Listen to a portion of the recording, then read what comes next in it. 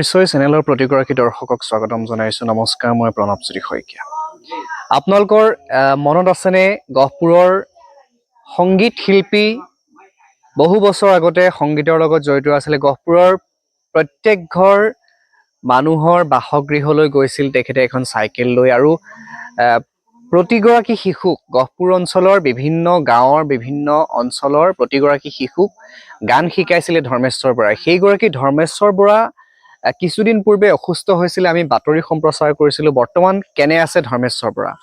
আমি আজি ধৰ্মেশ্বৰ বৰাৰ বাসগৃহত উপস্থিত হৈছোহি, গহপুৰৰ যি গোপালপুৰত। এইখনেই হৈছে সংগীত শিল্পী তথা সংস্কৃতিবান এগৰাকী ব্যক্তি, যিগৰাকী ব্যক্তিয়ে বহু বছৰ ধৰি আচলতে সংগীতৰ সাধনা কৰিছিলে। এইখনেই হৈছে গহপুৰৰ গোপালপুৰত থকা ধৰ্মেশ্বৰ বৰাৰ বাসগৃহ। তেখেতে আগতে এখন চাইকেল লৈ আমি দেখুৱাইছিলোঁ, এনেধৰণে প্ৰতি ঘৰ মানুহলৈ গৈছিলে চাইকেলখন লৈ, আৰু শিশুসকলক সংগীতৰ শিক্ষা প্ৰদান কৰিছিলে। কিন্তু কিছুদিন পূৰ্বে তেখেত অসুস্থ হৈছিলে।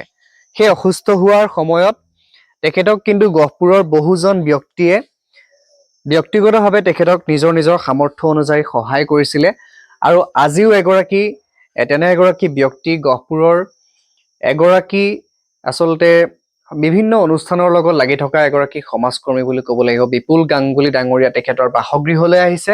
আৰু আমিও পৰিচয় চেনেল আজি আহি গহপুৰৰ ধৰ্মেশ্বৰ বৰাৰ বাসগৃহত আমি উপস্থিত হৈছোঁ। এয়া বিপুল গাংগুলী দেৱে তেখেতক অকণমান নিজৰ ফালৰ পৰা অকণমান মৰম জনাইছে, কিছু নিজৰ সামৰ্থ্য অনুযায়ী কিছু আচলতে আৰ্থিক এটা সহায়ো তেখেতলৈ আগবঢ়াইছে। গতিকে আমি কিছু কথা বতৰা তেওঁলোকৰ সৈতে আমি পাতিম।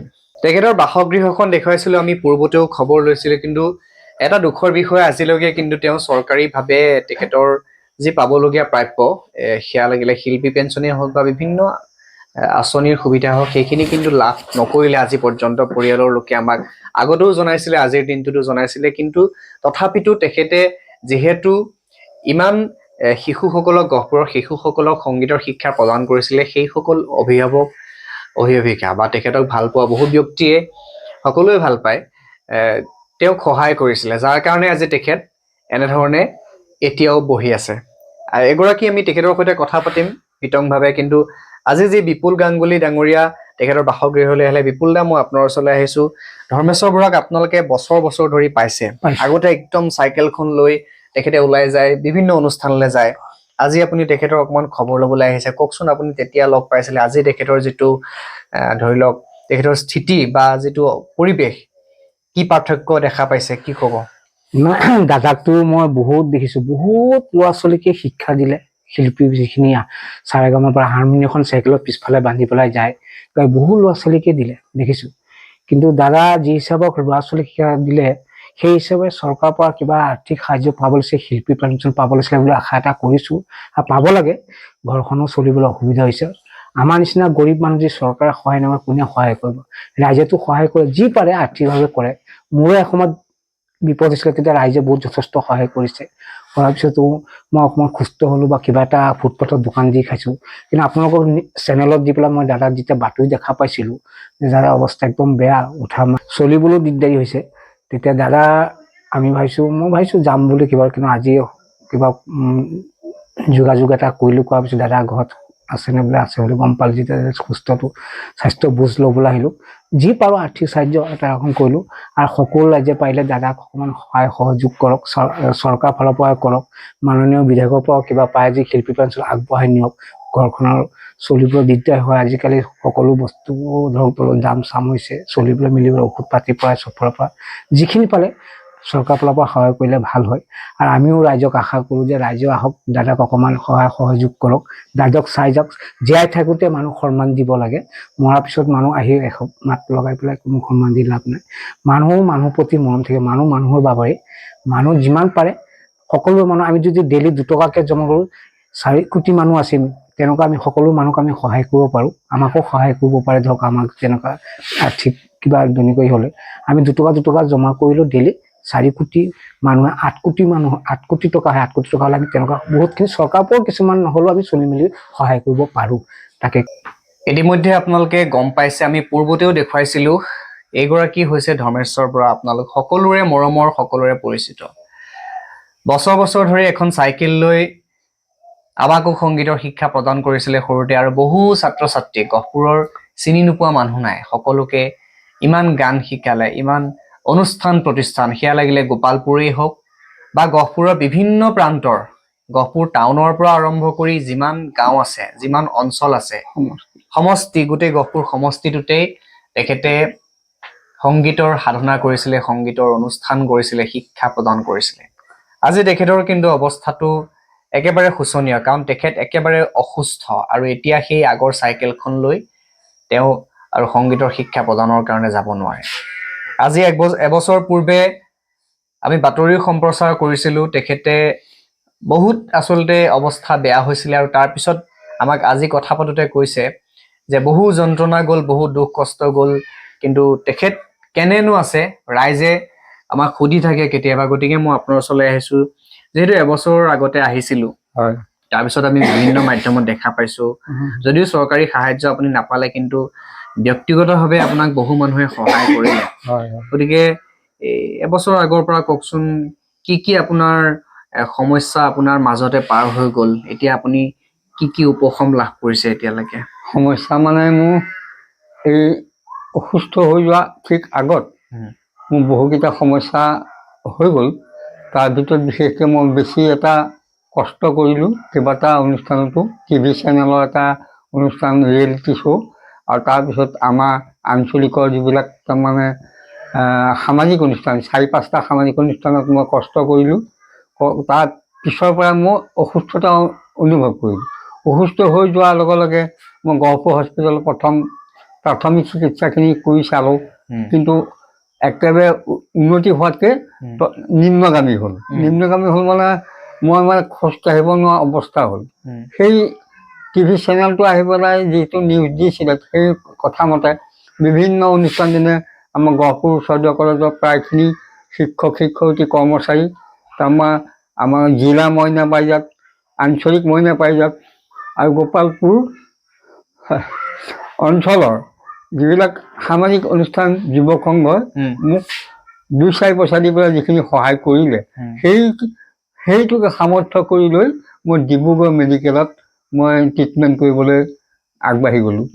তাত যোৱাৰ পিছৰ পৰা প্ৰথম পৰ্যায়ত যিমানখিনি মোক চিকিৎসা কৰিলে, সেইখিনি কৰাৰ পিছত কিছু পৰিমাণে অকণমান সকাহ পালোঁ। সকাহ পালোঁ মানে মোৰ ওজনটো ইমান কমি গৈছিলে, ভাবিব নোৱাৰি কমিছিলে, আৰু ব্লাডটো একেবাৰে নিম্নগামী হৈ গৈছিলে।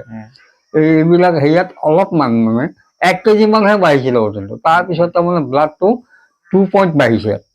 তাৰপিছত ডাক্তৰে আকৌ মাতিলে, আকৌ ডিব্ৰুগড় গ'লোঁ। যোৱাৰ পিছৰ পৰা লাহে লাহে লাহে লাহে মই আকৌ বাৰে বাৰে গৈ থাকিবলৈ মোৰ হেৰি নাই, মানে আৰ্থিক টনাটনি হয়। সেইকাৰণে মই এতিয়া অলপ নিজে ঘৰতে মানে ব্যৱস্থা কৰি পেলাই, খোৱা বোৱা ইত্যাদি এইটো কৰি পেলাই, মোৰতো ইনকাম নাই। আজি প্ৰায় 7-8 মাহ হ'ল মোৰ 10 পইচাও ইনকাম নাই। মানুহজনীয়ে ইটো সিটো কৰি পেলাই যি পাৰিছে ঘৰখন চলি আছোঁ। চৰকাৰত মই এইবছৰ আগত 3-4 বছৰ মই তাৰমানে শিল্পী পেঞ্চনৰ কাৰণে আবেদন কৰিছিলোঁ, কিন্তু সেইখিনি ফলৱতী নহ'লোঁ। এইবাৰ মই আকৌ অনলাইন কৰিছোঁ, যদি চৰকাৰে মোক চকু মেলি চায়, তেতিয়া মই থকা দিনকেইটা যাতে পৰিয়ালটো অকণমান ভালদৰে চাব পাৰোঁ, তাৰ কাৰণে মানে মই চৰকাৰৰ ওচৰতো অনুৰোধ জনাইছোঁ। সেই সহায় হ'ব, আৰু মই জীয়াই থকা দিনকেইটাত অলপ সহায় হ'ব, তেনেকুৱা এটা মোৰ মানে সাংঘাতিক এটা অৱস্থা সাৰি গৈ আছে।